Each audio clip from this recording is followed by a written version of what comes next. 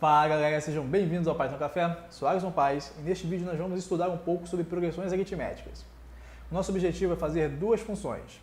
A primeira será responsável por calcular o enésimo termo de uma progressão aritmética, ou seja, aquele termo que se encontra na posição de número n. Já a segunda função será responsável por calcular a soma de todos os termos dessa progressão até esse enésimo termo. Progressões aritméticas estão dentro das ideias matemáticas que nós utilizamos de maneira corriqueira dentro da computação. Então este vídeo será uma oportunidade de revisarmos alguns conceitos matemáticos e também de exercitarmos a nossa capacidade de pensar em soluções computacionais. Mas antes de começar, eu gostaria de convidar você que ainda não se inscreveu no canal a se inscrever. E não esqueça de ativar o sininho para receber notificações de vídeos novos. Você também pode curtir a página Python Café no Facebook, além, é claro, de conferir os artigos que eu escrevo no site Python Café. Vamos começar pelas definições. O que é uma progressão aritmética? Bem, uma progressão aritmética é uma sequência de números cujas diferenças entre dois números consecutivos é sempre constante. Calma, não se preocupe se você não entendeu isso agora. Você lidou com esse conceito a sua vida inteira. Nós vamos apenas formalizar essa ideia e você vai entender tudo já já. Quando você conta de 1 até 10 para brincar de pique-esconde, você forma uma progressão aritmética. Nesse caso, a sua progressão é a sequência de números de 1 até 10, somando de 1 em 1.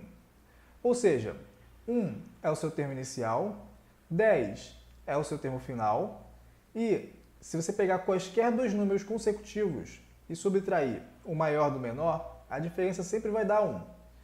6 menos 5 é 1, 9 menos 8 é 1, e esse padrão se repete ao longo de toda a sua progressão.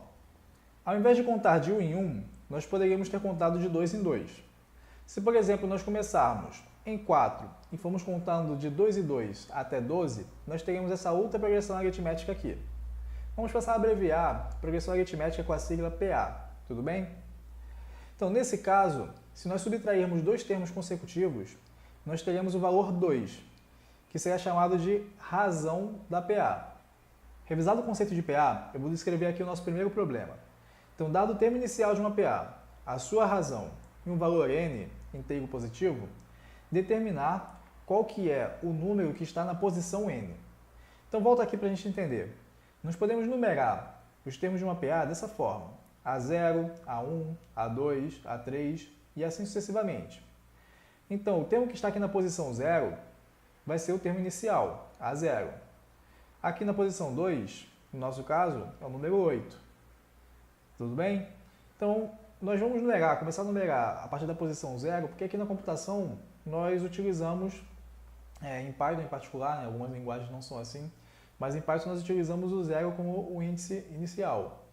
Então, vamos utilizar essa numeração, começando de A0 e usando A0, o 0 como se fosse uma posição, para facilitar a compatibilização com o nosso código. Beleza? Então vamos lá, vamos começar a escrever nossa solução. Vou salvar um arquivo aqui com o nome progressões.py. Está aqui salvo.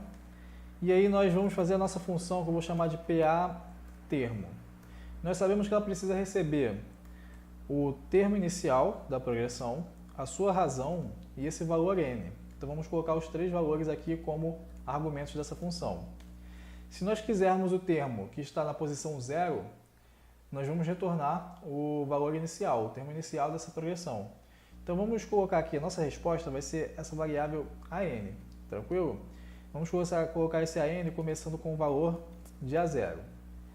E aí, se nós quisermos o termo que está na posição 1, nós devemos somar a razão ao A0, porque A1 menos A0 tem que dar R. E aí, se nós quisermos o termo que está na posição 2, nós vamos somar novamente a razão ao A1, porque A2 menos A1 também tem que dar R.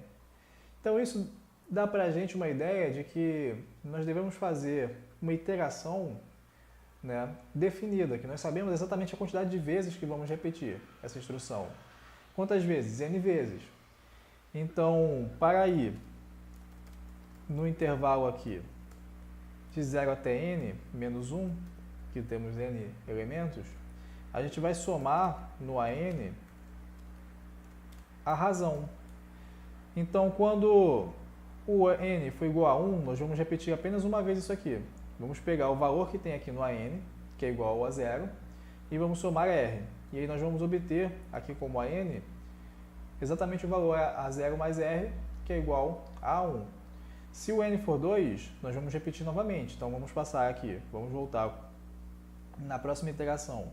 O AN vai ter o valor correspondente ao A1 e nós vamos somar a R e aí vamos montar o A2. E assim sucessivamente. Então depois de repetir essa instrução quantas vezes forem necessárias, nós podemos retornar o seu valor. Eu vou aproveitar que a solução desse problema foi simples para levantar mais uma discussão com você. Então, utilizando o nosso conhecimento da matemática, nós poderíamos notar que é possível calcular a solução para esse problema diretamente pela seguinte fórmula: AN igual a A0 mais N vezes R. Então, você pode verificar com um exemplo bem simples, como aquele que nós fizemos da PA que começa em 4 e vai somando de 2 em 2, você consegue verificar que isso se aplica, bem tranquilo. E aqui agora nós vamos provar isso pelo princípio da indução finita. Então primeiro nós verificamos que esse fato é verdade quando n é igual a 1. Quando n é igual a 0 está muito óbvio aqui para a gente, né? Então quando n é igual a 1, nós temos AN, no caso A1, vai ser igual a A0 mais 1 vezes R. Então, quando nós tínhamos a nossa fórmula anterior, nós tínhamos que A1 é igual a A0 mais R. Então, esse 1 estava implícito ali, multiplicando o R. Então, de fato, isso se aplica quando n é igual a 1. Agora, nós vamos supor que isso também se aplica quando n for igual a 1k, um número inteiro qualquer, beleza? Então, vamos supor que seja verdade que AK é igual a A0 mais k vezes R. E agora, usando isso como verdade, o fato de que vale para 1 e de que vale para k, nós vamos tentar provar que esse resultado também é válido para AK mais 1. Se nós conseguirmos provar isso, então teremos provado, pelo princípio da indução finita, que essa fórmula, né, esse resultado, ele é válido para qualquer valor inteiro de n, maior do que 1. Tudo bem? Então vamos lá. Da definição de uma PA, nós sabemos que AK mais 1 menos AK tem que resultar em R, a razão que é constante. A diferença entre dois termos consecutivos é sempre constante. Então, AK mais 1 menos AK igual a R. Então, nós podemos passar o AK para o outro lado da equação e ficar com AK mais 1 é igual a AK mais R. Porém, nós sabemos que AK é igual a A0 mais K vezes R. E aí, se nós colocarmos aqui o R em evidência, nós vamos chegar ao resultado de que AK mais 1 é igual a A0 mais K mais 1 vezes R. Ou seja, exatamente o resultado que nós queríamos provar. Está de acordo com a fórmula que nós tínhamos no começo. Então, aqui está provado pelo princípio da indução finita que essa fórmula é válida para uma progressão aritmética. E aí nós podemos substituir aqui no nosso código toda essa iteração pela fórmula direta. Nós vamos retornar, vou ficar até em uma linha, nós vamos retornar o seguinte: A0 mais N vezes R. Tranquilo? Então podemos passar agora para a segunda parte, nossa segunda função. Nós queremos escrever uma função que vai calcular a soma de todos os elementos de uma progressão aritmética até o enésimo termo. Ou seja, nós vamos receber exatamente os mesmos argumentos, o termo inicial da PA, a sua razão e esse valor n. Só que agora nós queremos fazer uma soma. Quando nós temos essa situação de fazer uma soma de elementos na computação, é muito comum nós aplicarmos uma solução em que nós pegamos uma variável que vai acumulando as somas parciais, ou seja, as somas até um determinado ponto. Então, eu vou te mostrar aqui, que você vai entender isso já já. Nós vamos criar uma variável chamada soma mesmo, que vai manter esse resultado. Então, ela vai começar com o valor 0, certo? E aí, nós vamos iterar também de 0 até n-1. E para cada iteração, nós vamos pegar o valor que nós temos em soma e acrescentar o valor que nós vamos calcular para o termo que está na posição n ali. Então, para calcular esse termo, nós podemos utilizar a nossa função PA termo, que ela serve exatamente para isso, né? Então, colocamos aqui A0, R e N. Então, na primeira iteração, I vai ter o valor 0, e aí nós vamos somar A0, que é a soma, o valor de A0. Nós sabemos que quando colocarmos N igual a 0 aqui, essa função vai retornar para a gente a 0. E aí A0 mais 0 vai ter o valor que está na posição A0. São vários zeros, eu sei, mas não é para confundir.